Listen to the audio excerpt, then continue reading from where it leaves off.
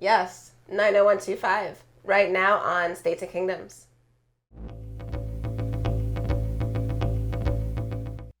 Welcome back to States and Kingdoms. Today we're talking about Yes and their album 90125 from 1983. So we've done a good amount of Yes albums here on the channel, and we had the intention of doing most of them, if not all of them. Yeah. And then doing some kind of a ranking or wrap-up sort of episode. Yeah, we've thought about that for a number of bands. So this is one of the later ones or the latest one that we've done so far. This is latest in the years. I've heard some of Yes past this, but really I have not listened to the albums past this. Either. Not seriously. I've put them on. Yeah, but not really. So this was the first time I really let myself sink into this album. And now, of course, Owner of a Lonely Heart is one of my very favorite, beloved, most perfect songs in my heart.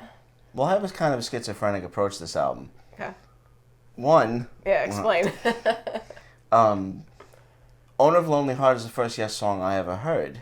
Yeah, same here. So this album has a lot of sentimental value, nostalgic value for me. Yeah, and sounds that I like the sound of this. And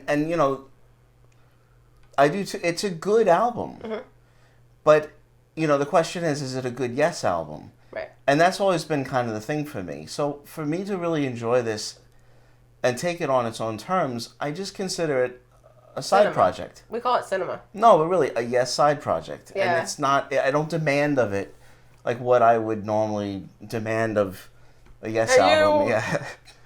Hey, you, drama. Like, Sean, stop shaking the record. No, I agree. So, yeah, it took me, I was going back and forth with it a lot in the beginning when we first started listening to it. I was like, well, there's Owner of a Lonely Heart is amazing. I love that they, dare you to not listen to the rest of the album. Well, and I took that dare for a long time. That was the only song I listened to. But so, it took me a little while to let the other songs sink in. And I kept thinking, I don't know if I like this.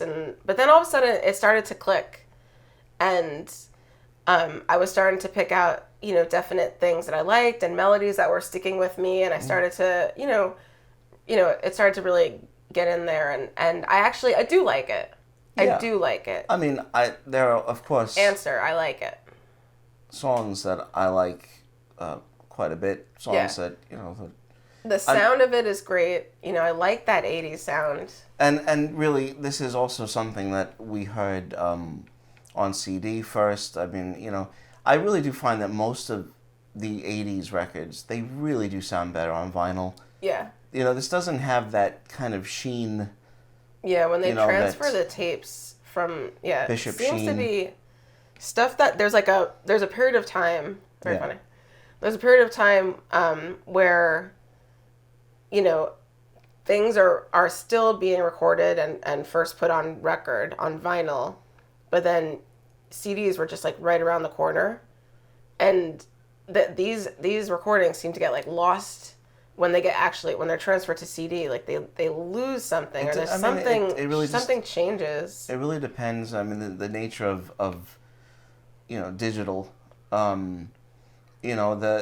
even all the digital reverbs that were, the synthesizers, obviously, digital synths that were coming in, and the drums and everything. I mean, some of these albums can have that kind of digital, sound to them. But they always sound better on vinyl, no matter what. There's still a space. That's and really a what they were warmth recorded on in the first exactly. place. So, I mean, of course. It suits it. So, so this sounds really good. Yeah, I can't fault the production.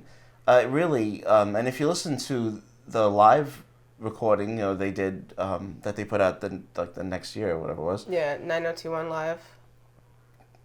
It sounds, they captured that sound. Mm-hmm. It sounds like this, I mean, it's a good representation of what that band sounded like. Right. Everything is clear. I mean, the vocals sound front and center and rich. Jon Anderson always sounds good. I think he sounds fine on this album. He sounds like he usually does. There are some, well, we can talk about that in a second. But, the guitar sounds very good. It's very, Trevor Rabin's guitar is definitely different. Yeah. More kind of hard rock sound, but it sounds really good. It does. It's got a nice ferocity to it on some of the songs, and like Hold On and City of Love, which is, could easily be done by a couple of different bands, I should think. It's very kind of hard rock sound. Yeah. But it sounds really good. It does. Yeah. It's all, it's not, there's not like too much reverb or any, everything is balanced. The drum sounds, I think, are quite good. Yeah, even very though vibrant. They are maybe a little muted, but like on the CD. And the bass isn't, doesn't take over the way that, it can on a lot of Yes records. It's a different sound. It's a different sound, and if anything, that's the one thing that bass I would sounds have. It does. That's the one thing I would have loved to hear, because it doesn't sound like Yes.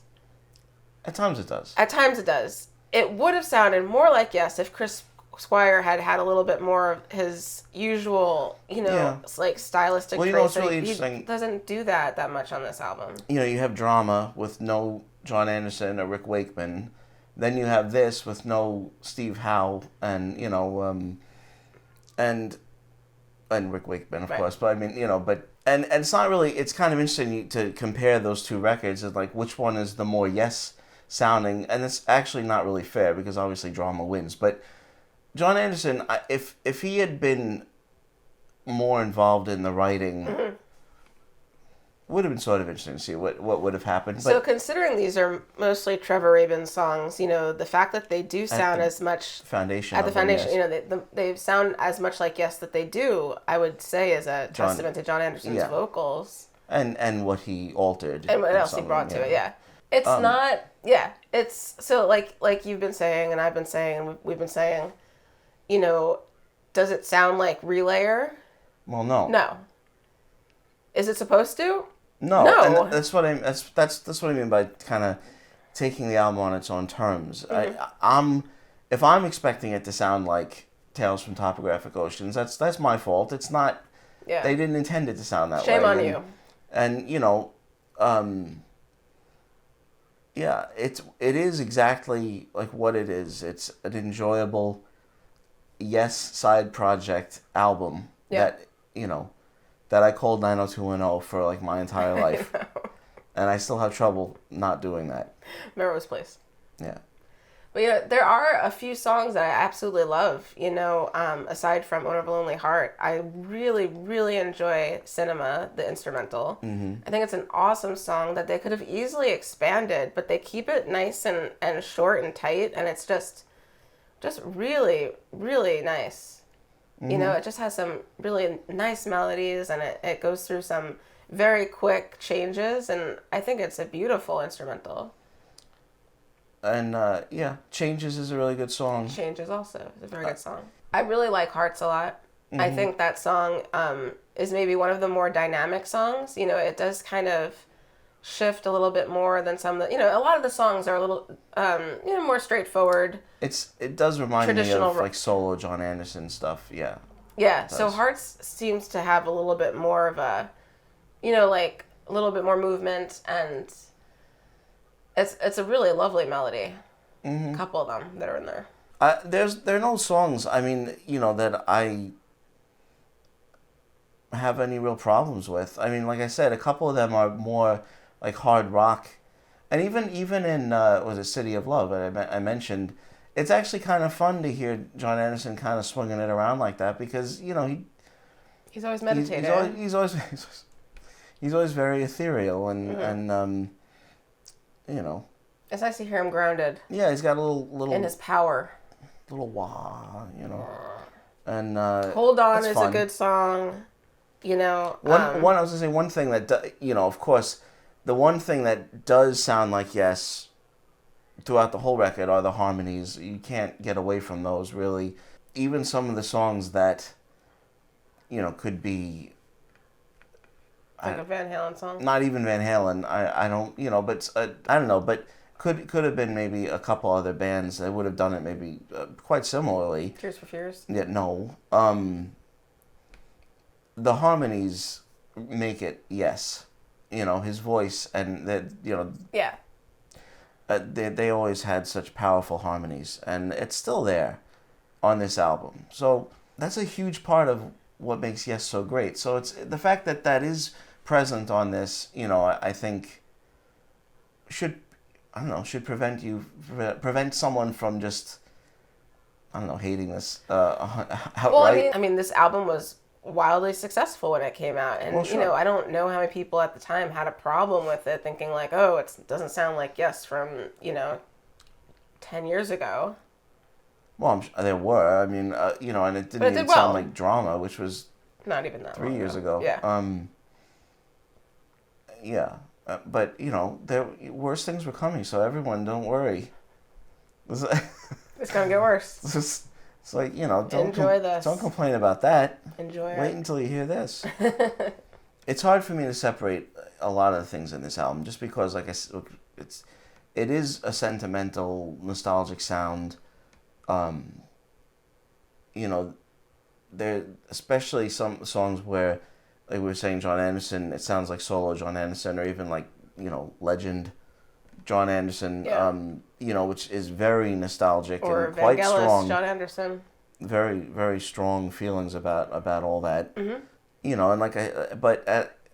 And I enjoy it, and I think, there are good songs and it's well produced songs.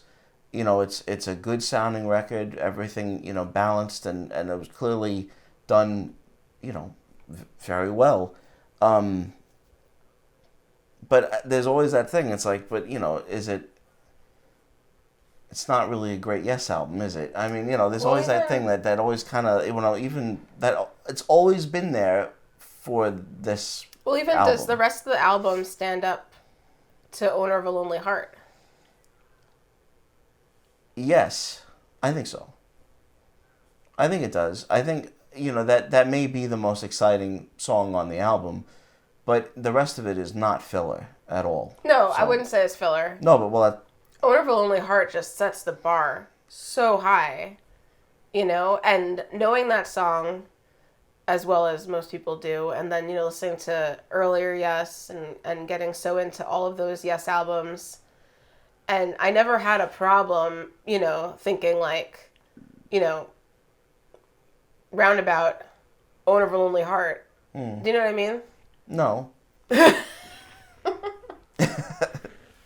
either. Carry on. No, of course, you accepted it. The sound of it is very comforting and familiar. Kind of like when we talked about the Beach Boys album from '85. Mm-hmm. And, we kind of were contradicting some of the criticisms about the sound of that album. And, we actually like that 80s sound because it's very familiar. And also that they were trying something new. Yeah, in that case. And they were also just moving with the times. Like, which is also, what Yes was doing. Yeah. So, you can never... I would never blame a band for sounding current. And at the same time, for people that were disappointed and really don't like it, I understand that too. To me, you just have to not demand of it what you would from a full Yes album. Right.